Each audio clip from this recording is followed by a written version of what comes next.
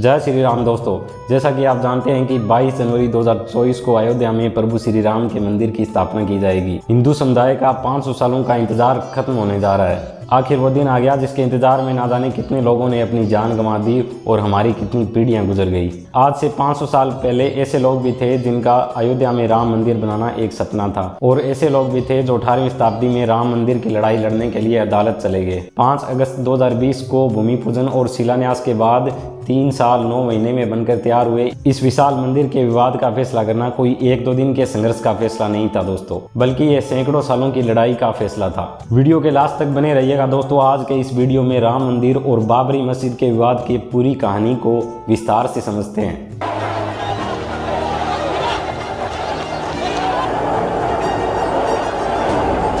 And in Bombay, the scenes of violence recalled the massacres of the partition era. The horrific strategy paid off. दोस्तों, हम सब जानते हैं कि बाबर ने साल 1528 में भगवान श्री राम का मंदिर गिरवाकर वहां बाबरी मस्जिद का निर्माण करवाया था। लेकिन इससे पहले की हिस्ट्री कम लोग जानते हैं। वो हिस्ट्री ये है कि भगवान श्री राम के पुत्र कुश ने अयोध्या में इस स्थान पर श्री राम का मंदिर बनवाया था। कहा जाता है कि अयोध्या में उस वक्त श्री राम सीता के 3000 से भी ज्यादा मंदिर थे। 5वीं शताब्दी ईसा पूर्व उनमें से कुछ मंदिरों की हालत खराब होने लगी। इसी दौरान उज्जैन के राजा विक्रमादित्य अयोध्या आते हैं और उन्होंने उन मंदिरों का फिर से कंस्ट्रक्शन करवाया। इसके बाद 21 अप्रैल 1526 को बाबर और इब्राहिम लोदी के बीच में युद्ध होता है। कहा जाता है कि साल 1528 में बाबर की सेना अयोध्या पहुंच जाती है और बाबर के कहने पर वहां श्री राम मंदिर को तोड़कर एक मस्जिद का निर्माण करवाया जाता है, जिसे बाद में बाबरी मस्जिद के नाम से जाना गया। इसके बाद मुगलों के शासन में 150 साल तक कोई हलचल नहीं होती है दोस्तों। फिर 1717 में मस्जिद बनने के 190 साल बाद जयपुर के राजा सवाई मान सिंह द्वितीय हिंदुओं के लिए मस्जिद के आसपास वाली जमीन लेने की कोशिश करते हैं, लेकिन वो असफल रहते हैं ऐसा करने में। मुगलों के साथ अच्छे तालमेल के चलते वो मस्जिद के बाहर एक राम चबूतरा बना देते हैं ताकि हिंदू लोग वहां पूजा कर सके। यूरोपियन जियोग्राफर जोसेफ टेफन टेलर ने अपनी बुक डिस्क्रिप्टिव इंडिया में भी इस समय राम चबूतरा होने का दावा किया था। इसी वक्त में हिंदू लोग बाहर राम चबूतरे पर श्री राम की पूजा किया करते थे और मुस्लिम लोग अंदर जाकर बाबरी मस्जिद में नमाज पढ़ते थे। मंदिर तोड़ने के 250 साल बाद भी हिंदू लोग श्री राम की जन्मभूमि को बुलाने के लिए बिल्कुल तैयार नहीं थे। मंदिर को लेकर उनका संघर्ष अभी भी चल रहा था। साल 1813 में हिंदुओं ने पहली बार ये दावा किया कि बाबर ने 1528 में राम मंदिर तोड़कर यहाँ मस्जिद बनवाई थी।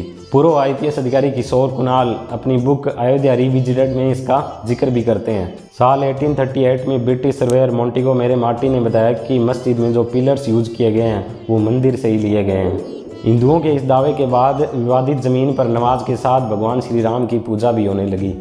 साल 1855 तक यही चलता रहा, लेकिन इसके बाद दिसंबर 1858 में ब्रिटिश प्रशासन ने हिंदुओं के विवादित स्थल पर जाकर पूजा करने पर रोक लगा दी, जिसके बाद हिंदू फिर से मस्जिद के मुख्य गेट से 150 मीटर दूर बने राम चबूतरे पर पूजा करने लगे। साल 1885 में पहली बार यह विवाद अदालत में पहुंचा तो महंत रघुवीर दास ने राम चबूतरे पर छतरी लगाने की अर्जी दी, लेकिन अदालत ने इसे ठुकरा दिया। मार्च 1934 में फिर से इस विवाद को लेकर दंगे छिड़ जाते हैं, जिसमें मस्जिद की एक दीवार तोड़ दी गई। दीवार का कंस्ट्रक्शन तो फिर से हो जाता है, लेकिन वहां नमाज बंद हो जाती है। मस्जिद बनाए हुए 400 साल से भी ज़्यादा का समय हो चुका था। 1947 तक देश आज़ाद हो जाता है। उस वक्त तक मस्जिद सिर्फ शुक्रवार को ही खुलती थी और हिंदू लोग उस राम चबूतरे पर पूजा किया करते थे। उस वक्त तक देश में राम मंदिर बनाने को लेकर कोई हलचल नहीं थी।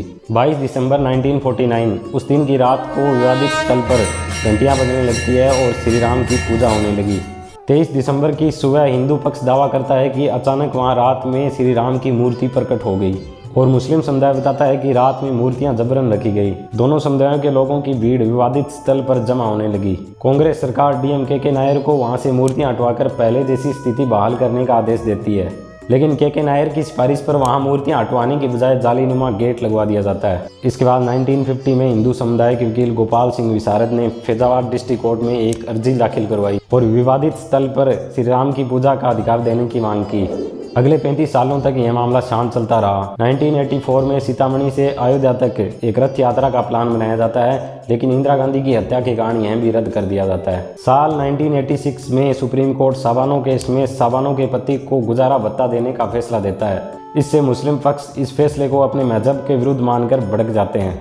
उस समय मुस्लिमों को खुश करने के लिए PM राजीव गांधी कानून बनाकर सुप्रीम कोर्ट के इस फैसले को पलट देते हैं। उनके इस कदम से हिंदू नाराज़ हो जाते हैं। इसके बाद हिंदुओं को खुश करने के लिए वो बाबरी मस्जिद में पूजा अर्चना शुरू करवा देते हैं। मुस्लिम फिर से नाराज़ हो जाते हैं और 6 फरवरी 1986 को मुस्लिम लीडर्स बाबरी मस्जिद एक्शन कमेटी बनाते हैं।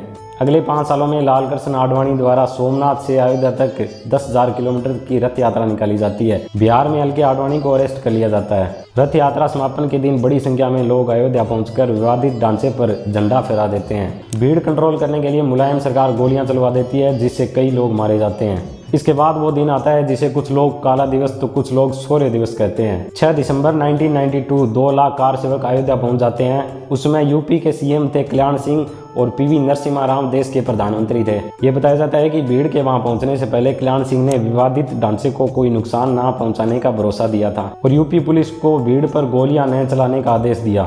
6 दिसंबर के दिन भीड़ के वहां पहुंचते ही दोपहर 1:55 पर मस्जिद का पहला गुंबद गिराया गया और शाम 5 बजे तक तीनों गुंबद गिरा दिए गए। इस घटना के सिर्फ 1.5 घंटे बाद यूपी में राष्ट्रपति शासन शुरू हो गया और सीएम कल्याण सिंह ने अपने पद से इस्तीफा दे दिया। इसके बाद देश भर में सांप्रदायिक दंगे हुए और 3000 से ज़्यादा लोगों ने अपनी जान गंवा दी। अगले 7 सालों तक यह मामला शांत रहता है। 90 के दशक में राम मंदिर को लेकर हिंदू फिर सक्रिय हो गए। इसके बाद ASI यानी आर्कोलॉजिकल सर्वे ऑफ इंडिया को इस मामले की जाँच करने के लिए कहा गया ताकि पता लगाया जा सके वहाँ पहले मंदिर था या मस्जिद। ASI ने अपनी रिपोर्ट में साफ जाहिर कर दिया कि विवादित ढांचे के नीचे मिले अवशेषों के अनुसार वहां हिंदू मंदिर थे। ASI की इसी रिपोर्ट के आधार पर अदालत ने विवादित लैंड को राम जन्मभूमि ट्रस्ट, निर्मोही अखाड़ा और सुन्नी वक्फ बोर्ड में बराबर बांट दिया। लेकिन तीनों ही पक्ष अदालत के इस फैसले से सहमत नहीं होते हैं, जिसके बाद साल 2011 में यह मामला सुप्रीम कोर्ट में पहुंचता है। अगले 7 सालों तक म्यूचुअल कंसेंट से इस मामले पर फैसला लेने की कोशिश की जाती है, लेकिन वहां भी कुछ नहीं होता। फिर अगस्त 2019 में इस मामले से जुड़े सभी पक्षों की सुनवाई के बाद इसी साल 9 नवंबर को सुप्रीम कोर्ट यह फैसला सुनाता है कि विवादित जमीन राम जन्मभूमि ट्रस्ट को दे दी जाए। फिर इसके बाद 5 फरवरी 2020 को ट्रस्ट का गठन होता है और इस भव्य मंदिर का निर्माण शुरू हो जाता है। 7 फरवरी को अयोध्या से दूर धनीपुर गांव में मुस्लिम समुदाय के लिए 22 नई मस्जिद बनाने के लिए 5 एकड़ जमीन आवंटित की गई। 3 साल 9 मंथ और 2 वीक में बनकर तैयार हुए इस भगवान श्री राम मंदिर की स्थापना अयोध्या में 22 जनवरी 2024 को एक भव्य समारोह के साथ की जाएगी। इस वीडियो में इतना ही। जय श्री राम दोस्तों।